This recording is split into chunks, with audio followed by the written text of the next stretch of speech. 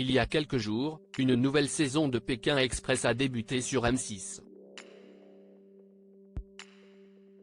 À cette occasion, Stéphane Rothenberg s'est confié dans les colonnes de Télé 7 jours et a évoqué le comportement de certains candidats. Pékin Express est un rendez-vous incontournable du paysage audiovisuel français. Depuis 2006, les téléspectateurs ont pris la bonne habitude de se nicher dans leur canapé pour observer les aventures de Stéphane Rothenberg et surtout des innombrables binômes, qu'ils soient aguerris dans le voyage ou totalement novices.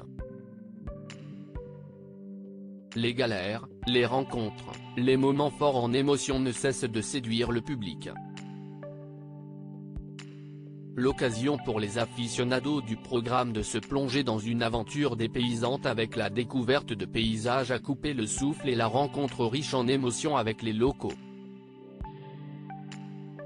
Stéphane Rothenberg, l'incompréhension fait partie du sel de Pékin Express pour cette 18e saison. Les duos sont partis à l'assaut des routes de l'Indonésie, de la Malaisie et du Vietnam, 3 destinations déjà vues par le passé.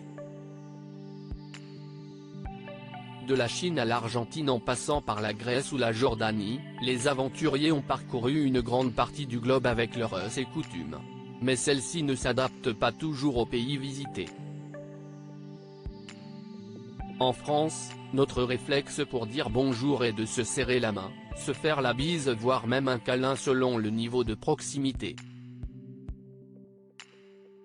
Un comportement qui ne convient pas toujours aux hôtes des pays visités. La faculté d'adaptation est donc indispensable, ce que n'a pas manqué de souligner dernièrement Stéphane Rothenberg dans les colonnes de Télé 7 jours. L'incompréhension fait partie du sel de Pékin Express, cette difficulté à créer du lien, parce que l'on a du mal à se faire comprendre. Pourquoi le comportement de certains candidats peut poser problème ?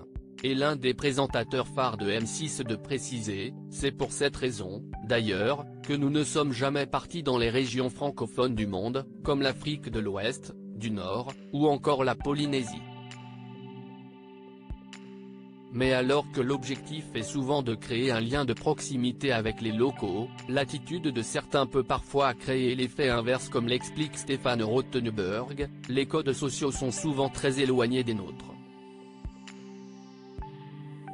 En Asie, par exemple, quand les candidats se jettent dans les bras de leurs hôtes, souvent, on voit les gens se raidir, parce que ça ne se fait pas du tout. Provoquer l'empathie, qui est la clé de cette émission, devient beaucoup plus dur que dans d'autres endroits.